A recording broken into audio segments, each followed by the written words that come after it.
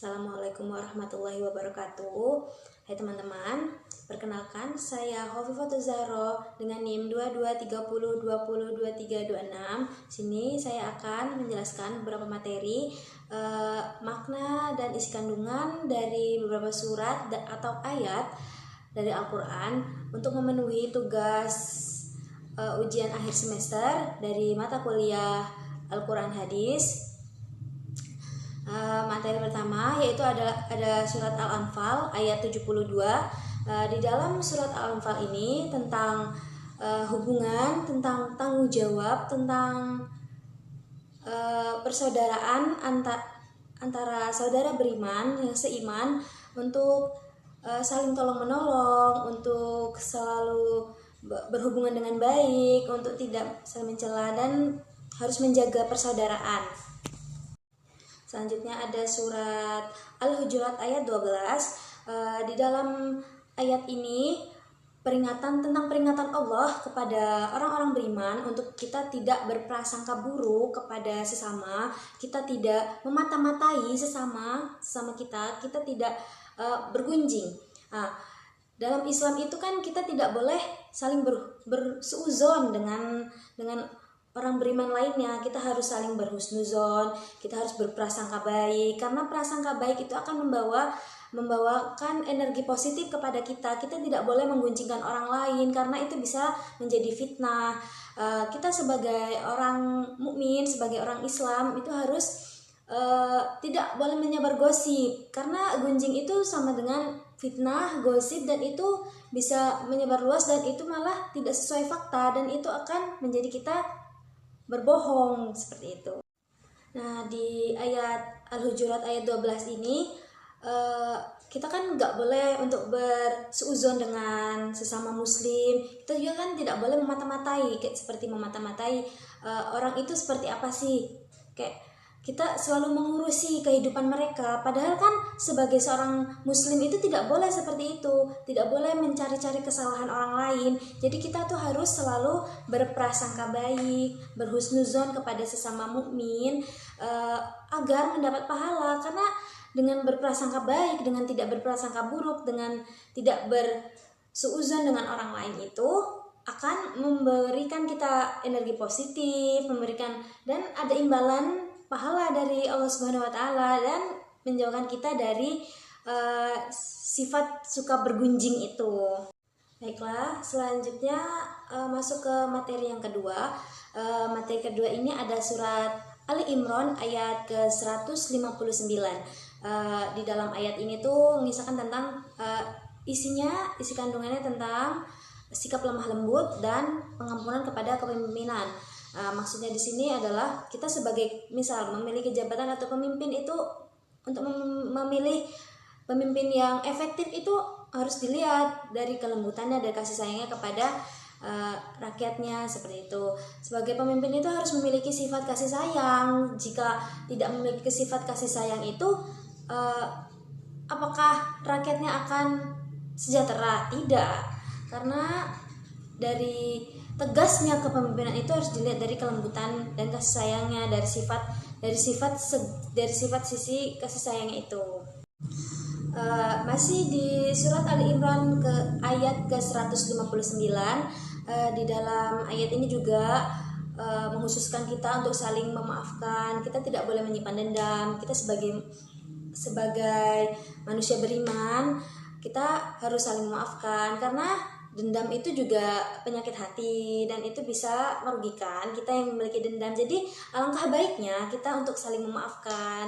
Allah saja Maha Pengampun kepada hambanya yang berdosa, yang bertaubat dengan sungguh-sungguh. Apalagi kita yang hanya manusia yang hanya tidak punya kekuatan apa-apa. Kita tidak bolehlah menyimpan dendam. Selanjutnya juga di dalam ayat ini juga tentang bermusyawarah sebelum mengambil keputusan. Jadi kita harus saling bermusyawarah dulu sebelum mengambil keputusan agar tidak terjadi pertikaian. Masih di materi kedua ini selanjutnya itu masih tetap di surat Ali Imran tapi berbeda ayat, yaitu di ayat ke-190 dan 191.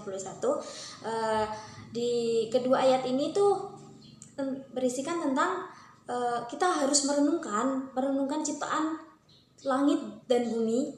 Atas itu adalah tanda kebesaran Allah Subhanahu wa taala.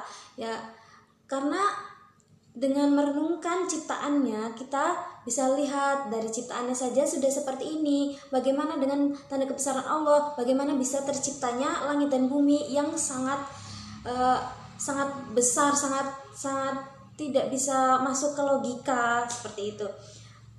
Langkah baiknya untuk merenungkan dan dan itu akan menanamkan sifat takut kepada Sang Pencipta seperti itu. Takut di dalam makna ini adalah bukan takut agama menakut-nakuti manusia untuk beragama, tetapi takutnya ini seperti ibarat hamba yang takut kepada Tuhannya, seorang hamba yang takut untuk melakukan dosa, yang tahu nih dia punya Tuhan, dia mengimani, dia memiliki Tuhan Allah Subhanahu wa taala, dan dia takut untuk melakukan dosa karena dosa itu adalah seperti kita tidak patuh pada perintah dari Allah Subhanahu wa taala, dari Tuhan kita. Jadi dengan merenungkan ciptaan yang itu adalah tanda-tanda kebesaran Allah Subhanahu wa taala, dan itu akan membuat diri kita itu untuk selalu untuk memiliki kewajiban, untuk selalu merasa memiliki kewajiban untuk melaksanakan kewajiban yang diperintahkan oleh Tuhannya, yaitu Allah Subhanahu wa taala. Baiklah, kita masuk ke materi ketiga, yaitu di materi ketiga ini ada surat Al-Isra ayat 3. Di dalam surat Al-Isra ini tentang zina dan larangan berzina dan yang mendekati zina. Zina sendiri itu bukan hanya tentang masalah seksualitas ya. Zina di sini juga yang mendekatinya seperti pacaran, seperti hubungan kayak hanya dekat dengan antara lawan jenis, itu juga mendekati zina, seperti TTM, teman tapi mesra gitu kan. Itu juga mendekati zina, dan di dalam surat ini Allah menegaskan melarang zina dan apapun yang berbentuk seperti mendekati zina, Allah sangat melarang.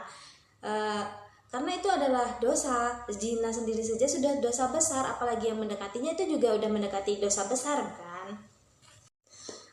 Selanjutnya masih di materi ketiga, itu ada surat An-Nur ayat 2. Agak sedikit mirip sama surat Al-Isra ayat 3 tadi, tapi ini tentang ketentuan hukuman yang ditetapkan.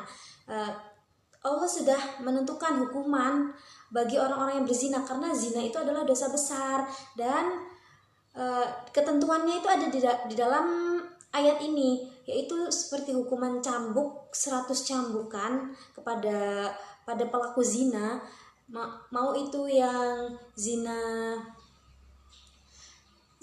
yang sudah menikah ataupun yang belum menikah, seperti itu. Karena zina ini adalah dosa besar, sampai diturunkan ayat tentang ketentuan hukumannya, apakah masih berani untuk melakukan dosa tersebut? Selanjutnya kita masuk ke materi 4. Di dalam materi 4 ini ada surat Al-Baqarah ayat 83. Di dalam ayat ini tentang kewajiban moral dan sosial kepada seorang yang beriman. Kita sebagai seorang yang beriman, kita sebagai hamba untuk menyembah kepada Tuhan, menyembah kepada Allah Subhanahu wa taala. Kewajiban kita juga berbakti kepada orang tua. Kita sebagai anak, kita harus berbakti kepada orang tua, karena orang tua itu adalah jalur untuk kita mendapatkan surga. Kita harus berbakti kepada orang tua, seperti itu. Selanjutnya itu kewajiban kita juga untuk mengasihi anak yatim dan orang miskin. Kita harus saling tolong menolong. Kita mengasihi anak yatim, membantu sedikit ada rezeki, membantu orang yang membutuhkan, seperti itu. Masih di materi 4, di sini ada surat Al-Maidah ayat 48. Di dalam ayat ini menegaskan tentang Al-Qur'an yang diturunkan sebagai kitab yang hanya mengandung kebenaran, dan Al-Qur'an ini juga sebagai penyempurna dari kitab-kitab sebelumnya, yaitu ada Zabur, Injil, dan Taurat. Dan Al-Qur'an ini kan sebagai wahyunya Nabi Muhammad SAW, dan Nabi Muhammad ini hanya menyebarkan kebenaran gitu. Jadi kayak isi kandungan yang ada di dalam Al-Quran ini hanya berisikan kebenaran yang diperantarakan kepada Nabi Muhammad, yang diturunkan melalui Jibril seperti itu, agar manusia ini tertata hidupnya, karena Al-Quran ini dijadikan pedoman hidup manusia. Selanjutnya kita masuk ke materi kelima. Di materi kelima ini ada surat Luqman ayat 13 dan 14. Di dalam ayat ini berisikan tentang nasihat Luqman kepada anaknya, itu tentang keesaan Allah dan berbakti kepada orang tua. Di ayat ke-13 ini tentang keesaan Allah, kalau kita tuh tidak boleh menyekutukan Allah, karena menyekutukan Allah sama dengan syirik, sama dengan dosa besar, dosa yang tidak bisa diampuni. Jadi kita sebagai manusia beriman, sebagai makhluk beriman, jangan sekali-kali menyekutukan Allah, karena itu adalah dosa besar dan dosa itu sulit untuk diampuni. Walaupun Allah itu Maha Pengampun, tapi kalau sudah menyekutukan Allah itu tidak boleh ya teman-teman. Kita tidak boleh menyekutukan Allah, kita tidak boleh berbuat syirik. Lalu di ayat yang ke-14 ini tentang berbakti kepada orang tua, sama agak mirip sama di surat Al-Baqarah ayat 48 tadi ya, karena berbakti kepada orang tua adalah kewajiban kita sebagai anak. Jadi di dalam surat Luqman ayat ke-14 ini kita tuh harus berbakti kepada orang tua, karena itu juga bisa jadi jalur pahala besar untuk kita sebagai anak, sebagai jalur kita menuju ke surga gitu. Semakin tua, semakin rentan orang tua itu, semakin kita harus berbakti. Kita tidak boleh menelantarkan orang tua, karena orang tua adalah yang dulu saat kita masih kecil, yang mendidik kita, yang membimbing kita, yang mengasihi kita, seperti itu. Jadi kita harus berbakti kepada orang tua, dan itu mendapat pahala besar untuk kita. Lalu yang terakhir ada surat Al-Hujurat ayat 10. Di dalam surat ini itu tentang persaudaraan kita sebagai seorang muslim, kita sebagai sesama muslim, sesama orang beriman.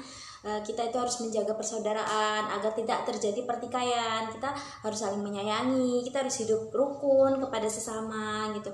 Bahkan juga kita sebagai orang beriman ini, walaupun dengan orang kafir, kita juga harus menjaga hubungan baik agar kita tidak saling memprovokasi dan tidak menimbulkan pertikaian gitu. Karena kita diajarkan, kita sebagai orang beriman diajarkan untuk menjaga silaturahmi, kita untuk menjaga persaudaraan dengan sesama, dengan orang-orang agama lain.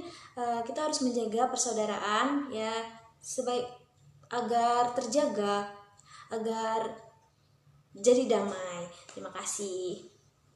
Assalamualaikum warahmatullahi wabarakatuh.